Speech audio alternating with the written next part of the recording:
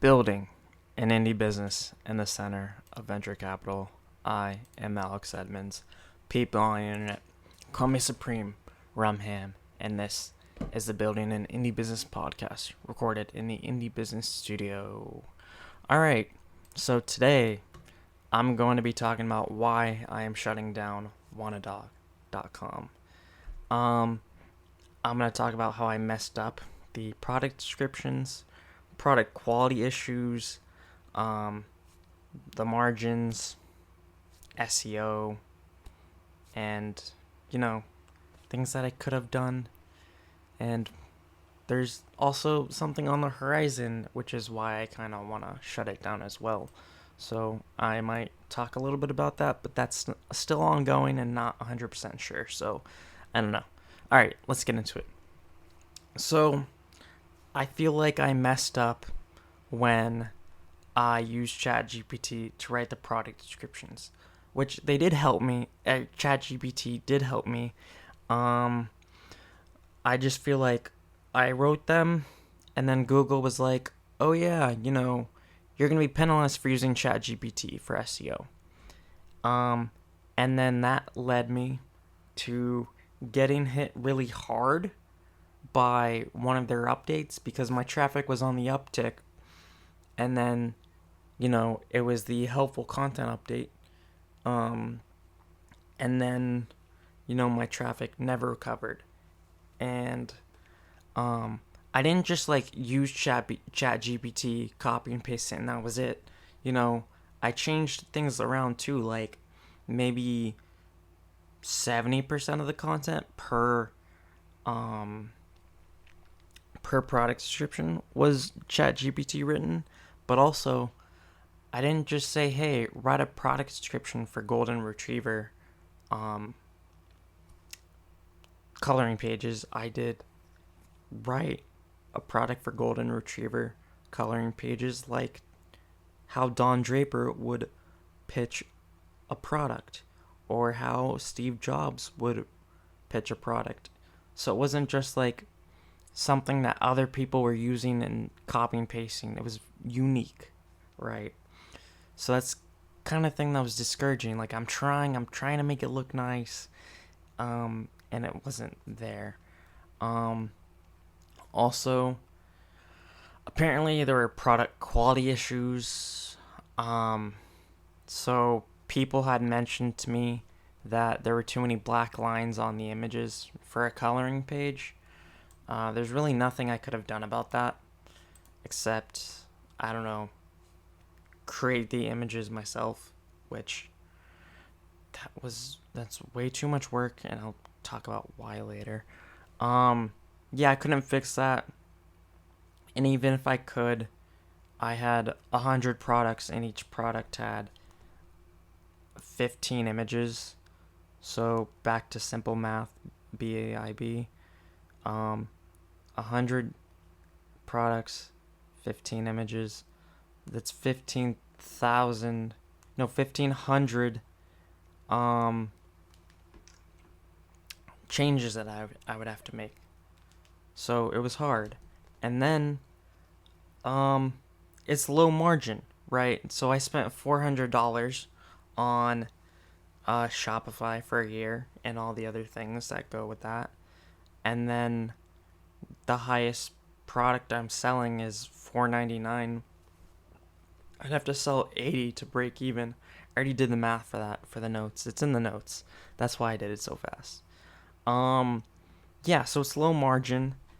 I'd have to sell a lot versus okay, I sell for smashing themes, the WordPress theme is $100, right? So that I sell 5 and I'm profitable versus 80 over here while I'm breaking even. I'd rather focus on that. But also I did like how dog coloring pages, that was evergreen, like someone's always going to want golden retriever coloring pages, right? It's not like they're seasonal. Well, they might be seasonal in terms of oh yeah, it's summer, kids need to color, let me find coloring pages online and then go to wannadog.com. In that sense, it was seasonal, but other than that, then I also try to increase the margins as well, and that's when I was doing bundles. But um, yeah, I just essentially I just wasn't getting the traffic that I was hoping for. At least, I was hoping for an uptick in traffic all the time because I'm doing all this work and then I'm not seeing the results, right?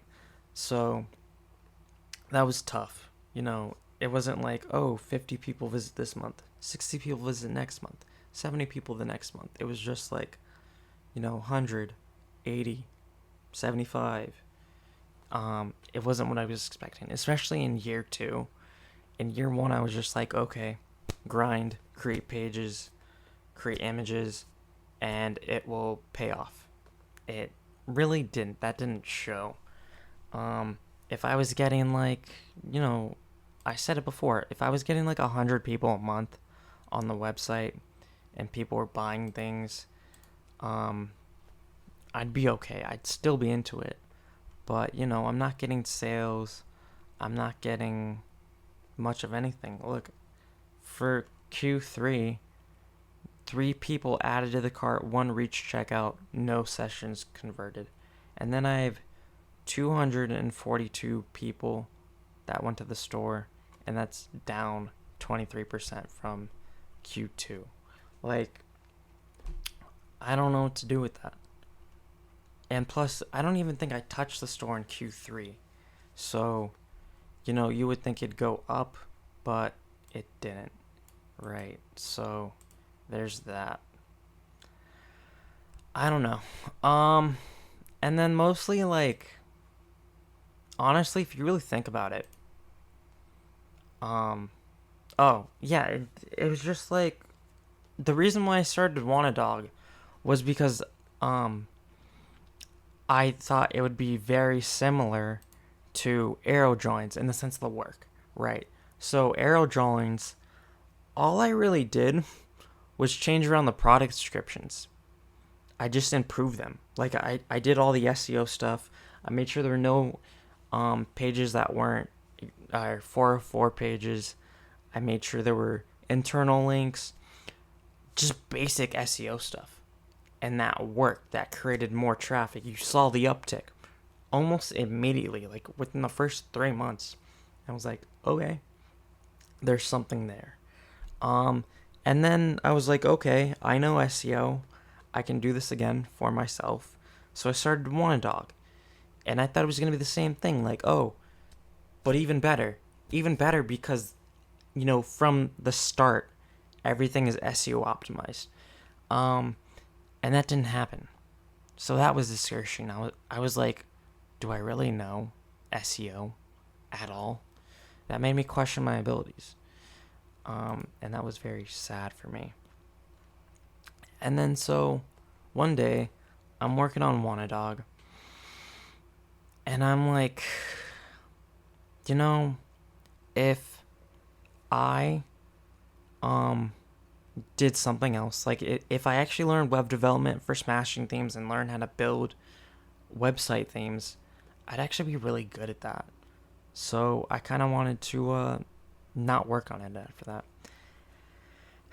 And then there was social media, because okay, this is an SEO project, but clearly it's not working. So let me try social media.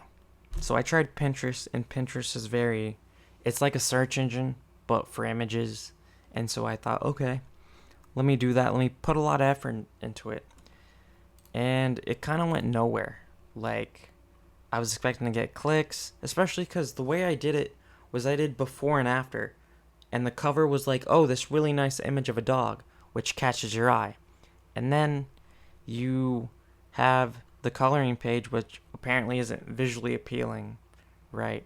So, that's how I did it. And then nothing happened, right? Like, I don't get a lot of traffic from Pinterest at all. In this year, I've gotten, it doesn't even say how much traffic I've gotten from Pinterest. So that's how bad that went. And then I was checking LinkedIn, right? I did LinkedIn just for fun to try it to see if something would happen.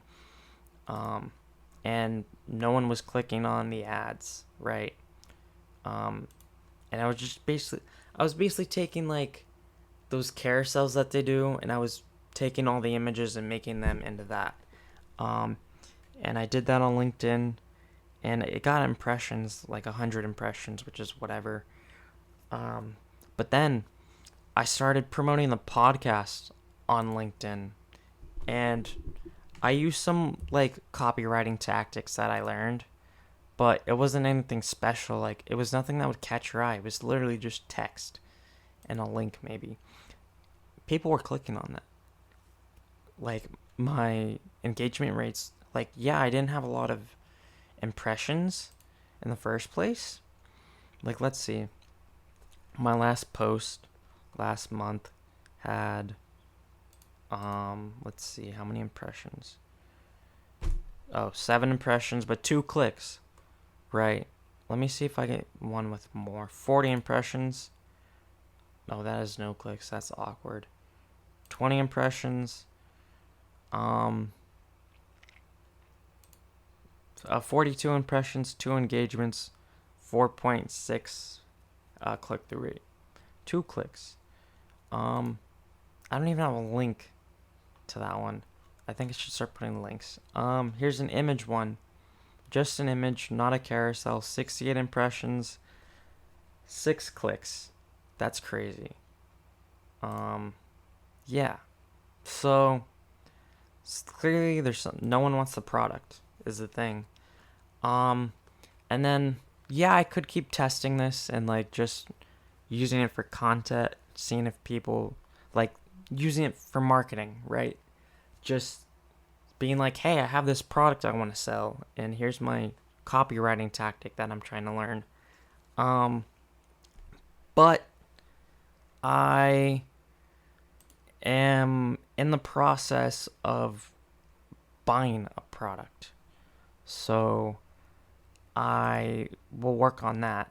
It's related to Shopify. So I might keep Want a Dog up as a test store so I can use this new product on wantadog.com and have that be my little helper. But I don't know. We'll see. I'm being very non-specific about it because I don't have anything in writing yet. So, yeah, that's all I have for this episode. Thank you for listening. Have a nice day. Bye.